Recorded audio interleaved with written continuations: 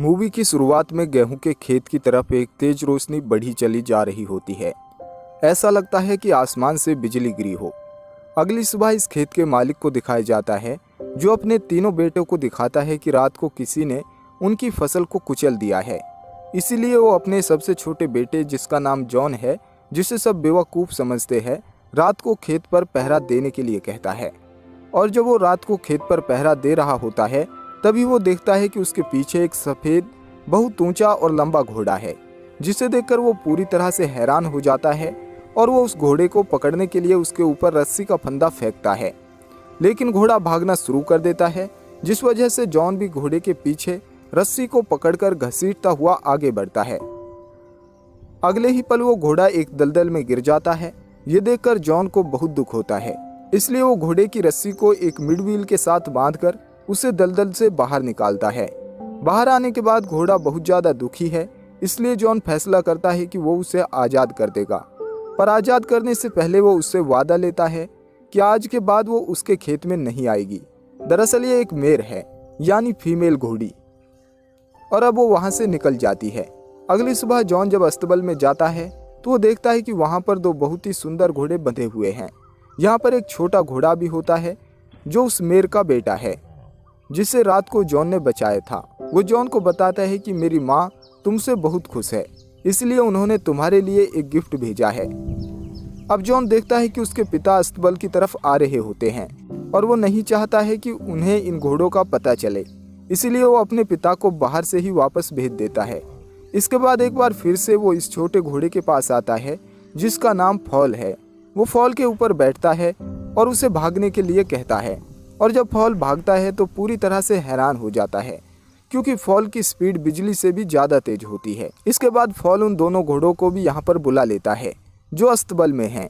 और जॉन फैसला करता है कि वो इन दोनों घोड़ों को बाजार में बेचकर बहुत अच्छे पैसे कमाएगा। और जब जॉन घोड़ों को लेकर बाजार जाता है तो सब के सब इन शानदार घोड़ों को देखकर हैरान हो जाते हैं। हर कोई इन घोड़ों को खरीदना चाहता है। फॉल जॉन से कहता है कि जो आदमी बेंच के ऊपर बैठा हुआ है, तुम इन घोड़ों को उसे बेच दो। लेकिन जॉन चाहता है कि वो इन घोड़ों को राजा को बेचे, ताकि उसे बहुत सारे पैसे मिले। वो घोड़ों को लेकर राजा के पास जाता है और राजा का मंत्री राजा से कहता है कि ये घोड़े इस लड़के के नहीं हो सकते, जरूर इसने इन घोड़ों को चुराया है। इसलिए जॉन से दोनों घोड़े ले लिए जाते हैं और उसे एक भी पैसा नहीं दिया जाता। इस बात से जॉन बहुत उदास हो जाता है। जॉन को उदास देखकर फॉल जोर से हिनहिनाता है और वो दो घोड़े जो राजा अपने साथ ले गया था, राजा की बग्गी को खींच रहे होते हैं। वो फॉल की तरफ, यानी कि जॉन की तरफ भागते हुए वापस आ जाते हैं, जिस वजह से राजा की बग्गी आटे की बोरी के ऊपर गिर जाती है, जिससे राजा का पूरा चेहरा सफ़ेद हो जाता है। लेकिन प्रजा के सामने राजा जॉन को कुछ भी नहीं कहता, क्योंकि इसमें उसकी कोई गलती नहीं होती। पर अब वो जॉन को उसके घोड़े की कीमत देना चाहता है। जहाँ पर राजा के साथ जो उसका मंत्री होता है, वो राजा से कहता है कि क्यों ना जॉन को अपने पास काम पर रख लिया जाए, ताकि हम उससे इस बेइज्जती का बदला ले सकें। राजा जॉन को अपने पास घोड़े की देखरेख के लिए रख लेता है। जॉन भी इस जॉब को एक्सेप्ट कर लेता है और धीरे धीरे उसके अच्छे स्वभाव की वजह से, उसकी मेहनत की वजह से सब उससे प्यार करने लगते हैं। लेकिन राजा किसी भी कीमत पर उसे ख़त्म करना चाहता है। राजा का मंत्री कहता है कि हमें उसे ऐसा काम देना चाहिए जो वो पूरा ना कर पाए, और उसके बदले में हम उसे मार देंगे। वो राजा से कहता है कि हमें उसे फायरबर्ड लाने के लिए कहना होगा, जिसे आज तक कोई भी नहीं ला पाया है। उसे लाना नामुमकिन है। वो जॉन को इस काम के लिए कहते हैं और जॉन इस काम को एक्सेप्ट कर लेता है। फॉल उसे कहता है कि तुम्हें ऐसा नहीं करना चाहिए था, फायरबर्ड को लाना इतना आसान काम नहीं है। पर जॉन ने इस काम के लिए हाँ कर दिया है, इसलिए फॉल इसे अपनी पीठ पर बिठाकर बिजली की रफ्तार से यहाँ से दूर एक जंगल में ले जाता है, जहाँ फॉल सबसे पहले उसे एक पेड़ के पास ले जाता है, जिसमें ग्रीन नट्स होते हैं। फॉल कहता है कि इसे फायरबर्ड बहुत पसंद करते हैं और अगर वो इसे खाएंगे तो वो गहरी नींद में सो जाएंगे। अब ये दोनों के दोनों उस जगह पहुँच जाते हैं जहाँ पर फायरबर्ड रहता है। दरअसल वो ज़मीन के नीचे रहता है, इसलिए वो ज़मीन के ऊपर ग्रीन नट्स को रख देते हैं। फायरबर्ड उनकी खुशबू से ऊपर आ जाता है और सारे के सारे ग्रीन नट्स को खा जाता है और वहीं पर बेहोश हो जाता है। जॉन उसे पकड़ने के लिए जाता है, लेकिन तभी वो होश में आ जाता है और जॉन का पीछा करता है।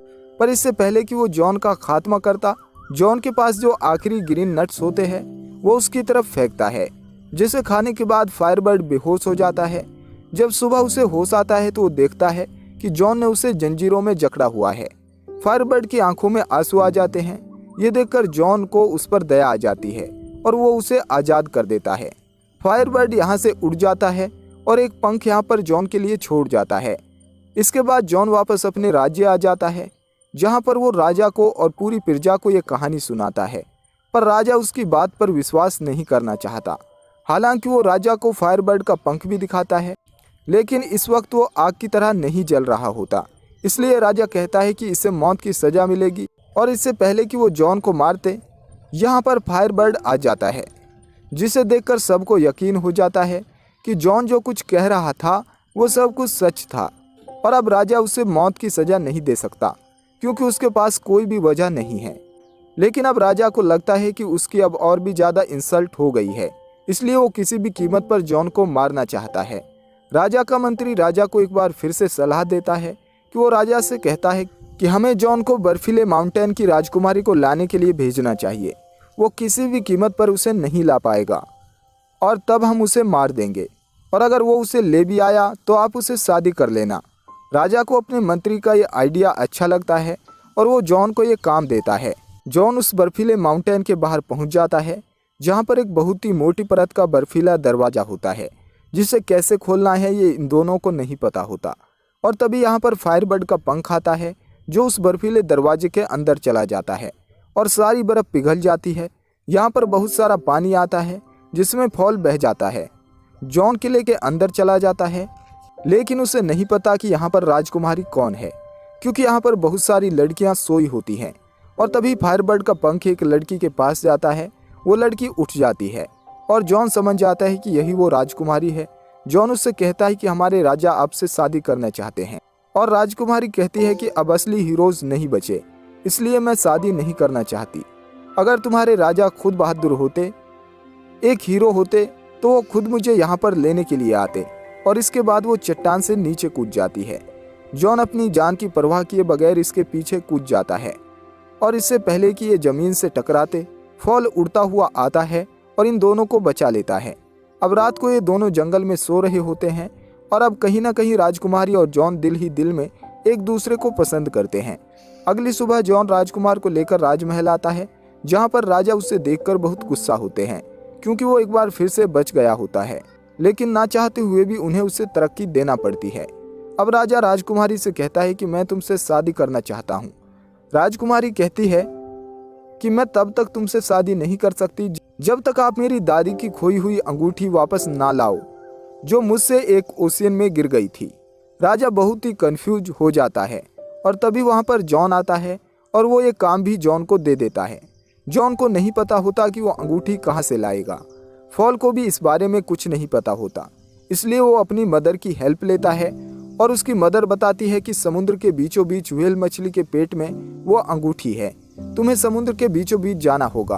और अब फॉल अपनी पीठ पर बिठाकर जॉन को यहाँ से समुद्र के बीचों बीच पहुँचा देता है, और तभी जॉन उसकी पीठ से गिर जाता है।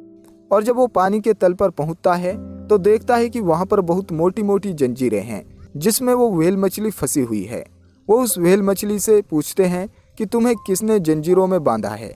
व्हेल मछली की आंखों में आंसू होते हैं।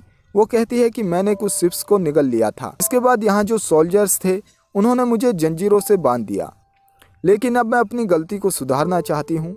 जॉन को एक आइडिया आता है, और वो फॉल के साथ उसकी नाक से उसके मुंह के अंदर घुस जाता है और व्हेल मछली को छींक दिलवाता है। जैसे ही वो छींकती है, उसकी जंजीरें टूट जाती हैं। उसके अंदर जितने भी शिप्स होते हैं वो सब के सब बाहर आ जाते हैं, और इसके बाद व्हेल मछली आज़ाद होकर यहाँ से चली जाती है।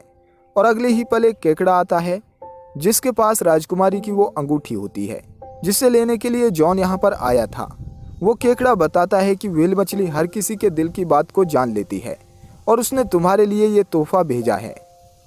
अंगूठी लेकर जॉन वापस आ जाता है, और वो अंगूठी लेकर वो राजकुमारी के पास जाता है। राजकुमारी अंगूठी पाकर बहुत खुश हो जाती है। वो समझ जाती है कि जॉन एक असली हीरो है और उसके लिए कुछ भी कर सकता है। जॉन के पीछे फॉल भी होता है, जिसे राजा देख लेता है, और वो उसे गोली मार देता है, जिससे वो नीचे गिर जाता है। इसके बाद जॉन के ऊपर आरोप लगाया जाता है कि वो राजकुमारी को किडनैप करने के लिए गया था। इसलिए उसे इसकी नौकरी से निकाल दिया जाता है और कारागार में डाल दिया जाता है और ऐलान किया जाता है कि कुछ ही दिनों में उसे मौत दे दी जाएगी। इस बात से फॉल और राजकुमारी दोनों के दोनों बहुत दुखी होते हैं। हालांकि फॉल को गोली मारी गई है, लेकिन वो बच गया होता है। अब राजकुमारी फॉल के पास आती है जो कि परेशान है और वो फॉल को बताती है कि मैंने राजा से कहा था कि तुम मुझसे शादी करना चाहते हो तो तुम्हें 3 अलग अलग कुंड में नहाना पड़ेगा। सबसे पहले कुंड में बहुत ही गर्म उबलता हुआ पानी होगा, दूसरे कुंड में बर्फ की तरह ठंडा पानी होगा और तीसरे में उबलता हुआ दूध होगा। ऐसा करने से तुम फिर से जवान हो जाओगे। लेकिन तभी राजा के मंत्री ने उसे आइडिया दिया कि सबसे पहले इन सब चीजों को जॉन के ऊपर आजमाएंगे और अगर जॉन को बचाना है तो उसे सबसे पहले उबलते हुए पानी में मेरी दादी की अंगूठी को डालना होगा, दूसरे में जिसमें ठंडा पानी है उसमें फायरबर्ड के पंखों डालना होगा और तीसरे में लाइफ और डेथ के फ्लावर को जो दुनिया के आखिरी छोर में मिलेंगे।